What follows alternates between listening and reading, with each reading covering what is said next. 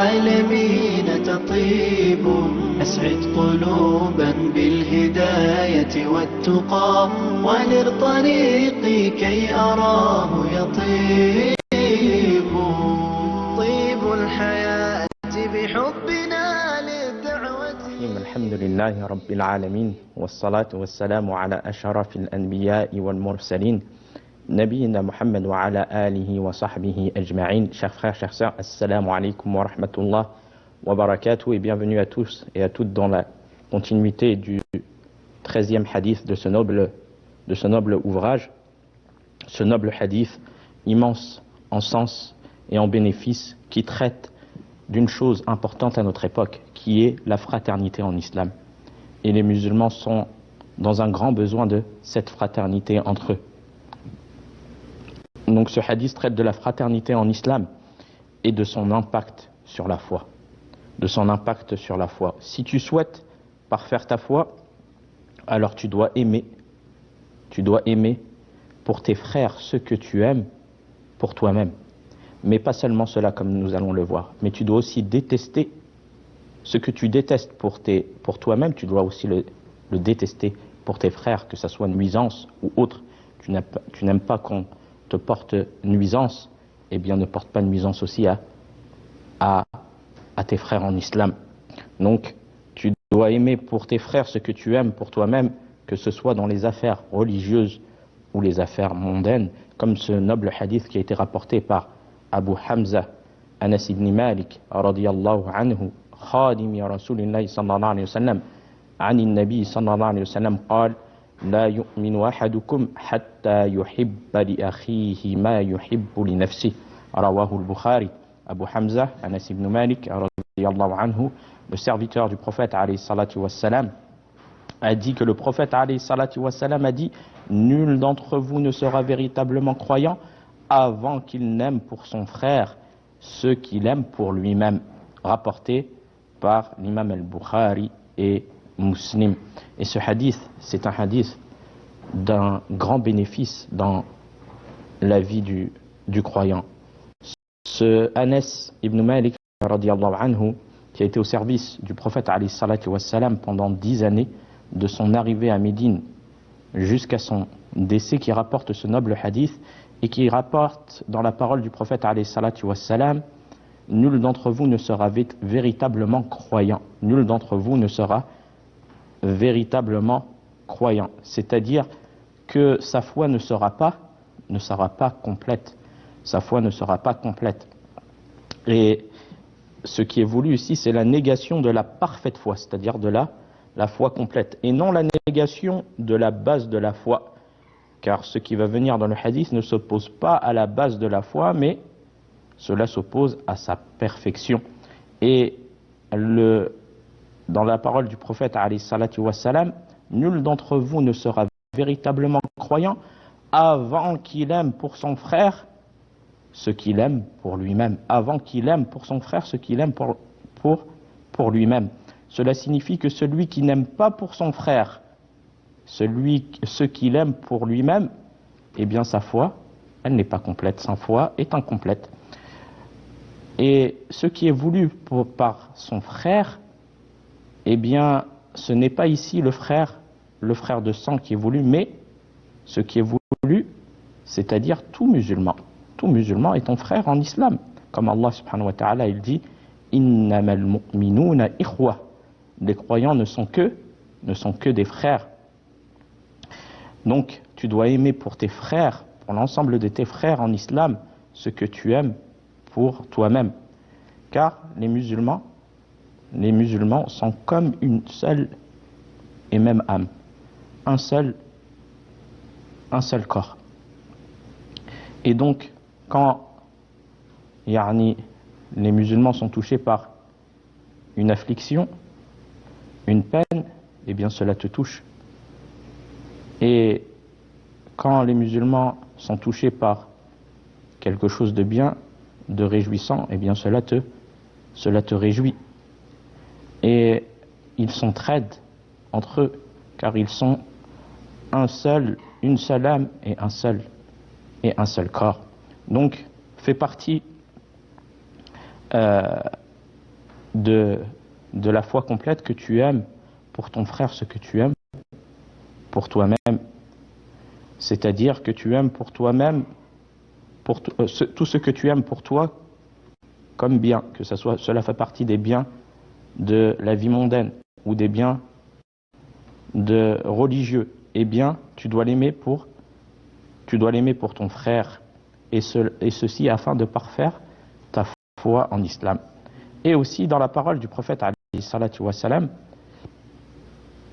ce qui est impliqué par la parole avant qu'il n'aime pour son frère ce qu'il aime pour lui-même, que le musulman déteste pour son frère ce qu'il déteste pour lui-même.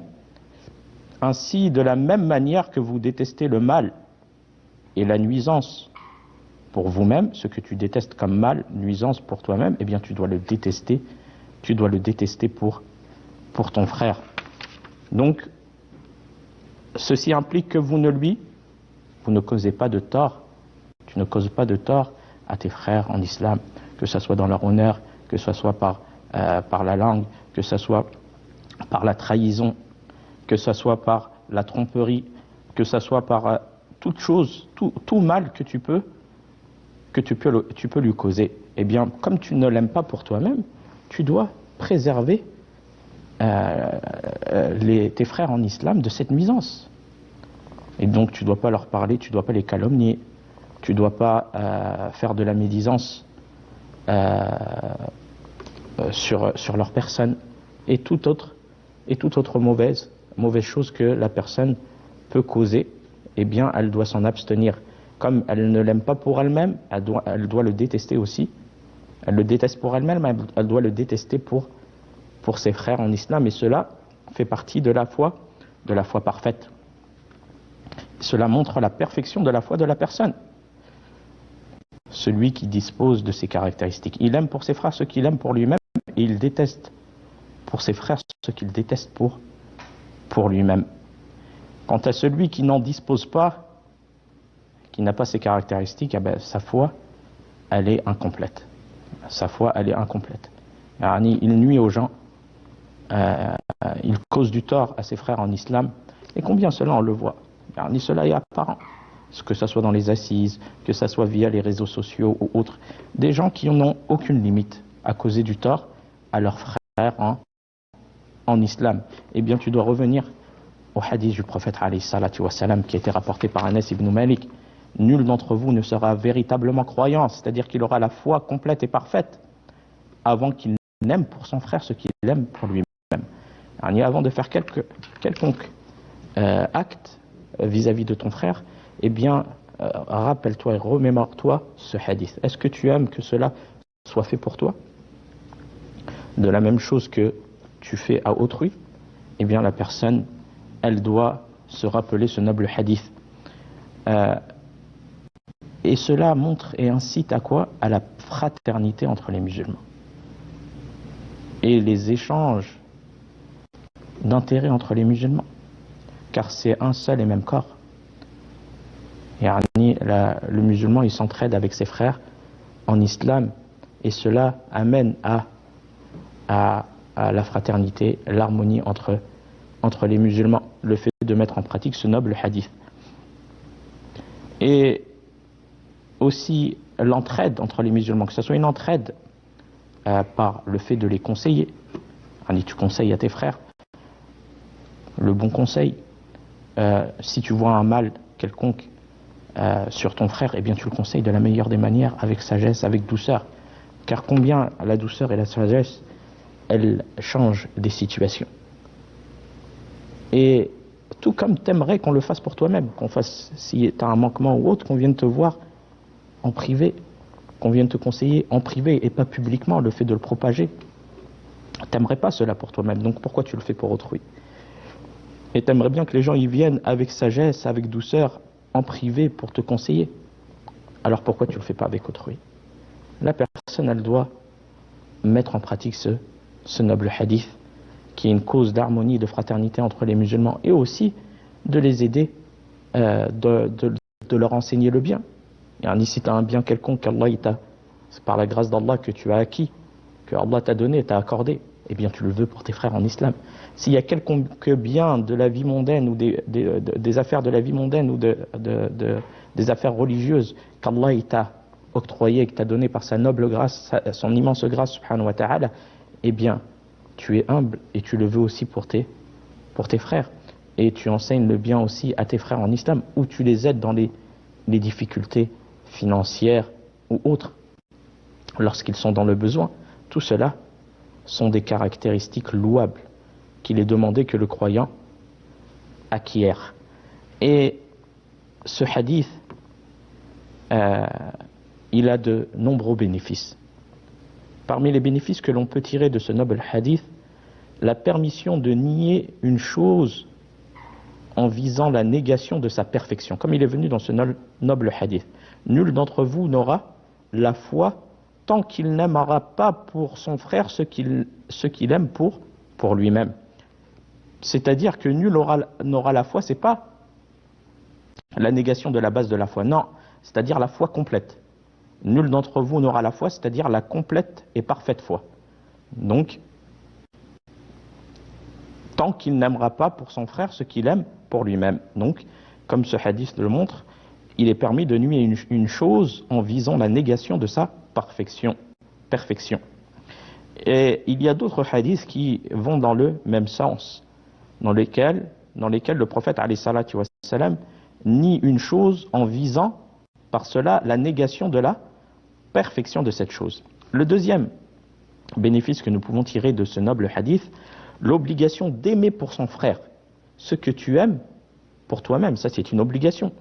Car la négation de la foi dans ce hadith démontre le caractère obligatoire de ce noble comportement. C'est-à-dire d'aimer pour ton frère ce que tu aimes pour toi-même. Donc si tu n'aimes pas pour ton frère ce que tu aimes pour toi-même, alors premièrement, tu n'as pas atteint la perfection de la foi. Ta foi, elle est manquante. Et tu as aussi manqué à ton obligation vis-à-vis de ton frère en islam, qui est d'aimer pour lui ce que tu aimes pour toi-même. Parmi les enseignements que nous pouvons aussi tirer de ce noble hadith, aimer les biens pour autrui, le fait que tu aimes le bien pour autrui, fait partie des signes de la perfection de la foi. T'aimes voir que tes frères en islam se réjouissent, tu te réjouis par des bienfaits qui touchent tes frères en islam. Aussi tu es touché quand tes frères sont touchés. Eh bien cela fait partie des signes de la perfection de la foi chez la personne. Celui qui aime le bien pour les musulmans et qui aime être profitable pour les musulmans, il aime faire profiter les musulmans dans n'importe quel domaine qu'il peut. Parce qu'Allah il lui a donné, il aime faire profiter les musulmans. Et il se réjouit des biens que touchent les musulmans. Eh bien, cela fait partie des signes de la parfaite foi, des signes de la perfection de la foi de la personne. Celui qui aime le bien pour les musulmans et qui aime être profitable pour les musulmans, il a alors complété sa foi, et ce d'après le sens apparent de ce noble hadith. Parmi les bénéfices qu'on peut tirer de ce noble hadith, souhaiter le mal à autrui. La personne qui souhaite le mal à autrui parmi les musulmans fait partie des signes d'une foi défaillante et non complète. Tu souhaites un mal quelconque à tes frères en islam, et cela fait partie des maladies du cœur, comme la rancune envers ses frères en islam, la jalousie ou autre. Tu n'acceptes pas un bienfait qu'Allah il a accordé à un de tes frères en islam ou toute autre chose. Eh bien cela montre la défaillance de la foi de la personne, car ce hadith est une mise en garde contre les maladies du cœur. La personne, elle doit vouloir le bien, comment elle peut vouloir le mal pour ses frères en islam? Donc ce hadith est une mise en garde contre les maladies du cœur et la nuisance aux musulmans, par quelque nuisance que ce soit, comme la rancune, comme la jalousie, le fait que tu répugnes un bienfait qu'Allah subhanahu wa ta'ala a accordé à autrui. Et ce qui prouve cela, le hadith qui a été rapporté عن عبد الله بن عمر أن النبي صلى الله عليه وسلم قال المسلم من سلم المسلمون من لسانه ويده والمهاجر من هجر ما نهى الله عنه متفق عليه. وعن أبي موسى رضي الله عنه قال قلت يا رسول الله أي المسلمين أفضل قال من سلم المسلمون من لسانه ويده متفق عليه. Abdullah ibn Amr relate que le prophète alayhi salatu wassalam a dit le musulman est celui dont les musulmans sont à l'abri de sa langue et de sa main, et l'émigrant est celui qui fuit ce qu'Allah a interdit. Et Abu Moussa, qu'Allah l'agrée, a dit j'ai demandé au messager d'Allah sallallahu alayhi wa sallam quel est le musulman le plus émérite. Il répondit celui dont les musulmans sont à l'abri du mal de sa langue et de sa main. Donc on voit par cela que le musulman est celui dont les musulmans sont à l'abri de sa langue, de la nuisance de par la langue, car il ne les insulte pas. Il n'a pas des paroles grossières, des insultes vis-à-vis de ses frères. Il ne les maudit pas. Donc chacun il doit voir et faire le bilan de sa propre personne vis-à-vis de ce noble hadith et de ces hadiths, de ces paroles du prophète alayhi salatu wassalam. Il ne les calomnie pas et ne cherche en aucun cas à leur faire du mal ou du tort. C'est ça le musulman. Et ça fait partie des caractéristiques de la foi parfaite du croyant. De quelque manière que ce soit, il ne leur porte pas nuisance de quelque manière que ce soit, par la langue, par les mains ou autre. De plus, les musulmans sont aussi à l'abri de sa main, étant donné qu'ils ne les agressent pas. Et combien on voit de personnes maintenant lever la main sur ses frères en islam, et même des armes sur leurs frères en islam. Et le prophète alayhi salatu wassalam, il dit les musulmans sont aussi à l'abri de sa main, étant donné qu'il ne les agresse pas, ne leur prend ni leurs biens injustement. Et combien prennent les biens des gens injustement, par vol, par tromperie, par trahison et autres, ni quoi que ce soit d'autre. De même, l'émigrant est celui qui délaisse ce qu'Allah exalté soit-il a interdit. Ça fait partie des émigrations. C'est pas juste le fait de quitter une terre de mécréance vers une terre d'islam, qui est une émigration qui est demandée, et de ne pas délaisser les interdits d'Allah subhanahu wa ta'ala. Car ce qui est demandé, c'est de délaisser les interdits, délaisser le mensonge, délaisser la calomnie, délaisser la trahison, délaisser la tromperie, tout ce qu'Allah subhanahu wa ta'ala nous a interdit. Le musulman, il doit aussi le délaisser. Et nous voyons que le remède de la jalousie envers tes frères, comme la rancune, font partie des maladies du cœur. Le remède qui permet de remédier à la rancune, la jalousie, le vouloir du mal pour tes frères en islam, la mise en pratique de ce noble hadith. Nul ne sera véritablement croyant jusqu'à ce qu'il aime pour ses frères ce qu'il aime pour lui-même.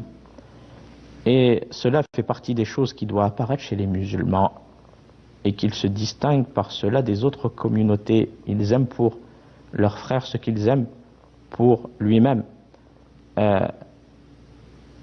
Et cela amène à l'amour entre les musulmans et aussi à la fraternité entre les musulmans. Et cela aussi montre à ceux que le musulman doit se prémunir des maladies du cœur et doit apporter remède aux maladies du cœur, comme la rancune, la jalousie et toute autre chose. Car le cœur, il a une importance primordiale dans la vie du croyant. Allah Azza wa Jalla, il dit, subhanahu wa ta'ala, illa man ata Allah bi qalbin salim, sauf pour celui qui viendra à Allah avec un cœur sain.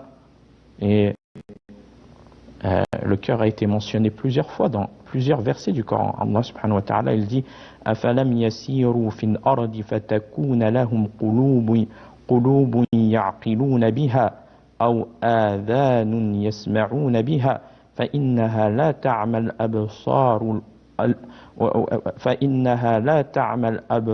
walakin ta'mal qulub allati fi as-sudur. Allah subhanahu wa ta'ala, il dit n'ont-ils pas parcouru la terre aient vu les vestiges de ces cités afin que leur cœur comprenne et que les oreilles entendent ce que leur dit leur prophète. Ce ne sont pas les yeux qui s'aveuglent, mais les cœurs dans les poitrines. Donc on voit que le cœur, c'est une base. Et d'où l'importance que le musulman se doit de préserver et prendre soin de son cœur et de son contenu, et que son contenu sera dévoilé au jour de la résurrection. Allah subhanahu wa ta'ala, il dit أفلا يعلم إذا بعثر ما في القبور وحصل ما في الصدور إن ربهم بهم يومئذ خبير. Ne sait-il pas que lorsque les morts seront extraits des tombes et que le contenu des cœurs sera dévoilé, il s'avère en ce jour que leur Seigneur connaissait parfaitement leurs agissements. Et donc, le fait de prendre soin du cœur, c'est une chose qui est importante. Du fait de préserver son cœur de la nuisance à tes frères en islam, et que ça peut être une cause d'égarement de la personne. La nuisance aux gens par son cœur et le fait de délaisser, de ne pas prendre soin de son cœur. Allah subhanahu wa ta'ala, il dit فَلَمَّا زَاغُوا أَزَاغَ اللَّهُ قُلُوبَهُمْ وَاللَّهُ لَا يَهْدِي الْقَوْمَ الْفَاسِقِينَ. Lorsqu'ils s'écartèrent sciemment de la vérité, Allah fit dévier leur cœur, car Allah ne guide pas les dévoyés. Yani, Cheikh Saadi, rahimahullah, il dit lorsqu'ils s'écartèrent sciemment de la vérité, Allah par châtiment fit dévier leur cœur de la droiture. L'égarement n'est donc pas injustice qu'Allah fait subir aux serviteurs, mais ce sont eux qui en sont l'unique cause. C'est toi qui es la cause de ce que tu subis. Ce sont eux qui renferment devant eux la porte de la guidée après l'avoir connue. Ainsi, Allah les rétribue en les plongeant dans un égarement auquel ils ne peuvent s'échapper. Donc c'est la personne qui est la cause de son malheur ou de son bonheur. Wa fil khitam hada wallahu a'lam wa sallallahu ala nabiyyina Muhammad. Wassalamu alaikum wa rahmatullahi wa barakatuh. لله رب العالمين تطيب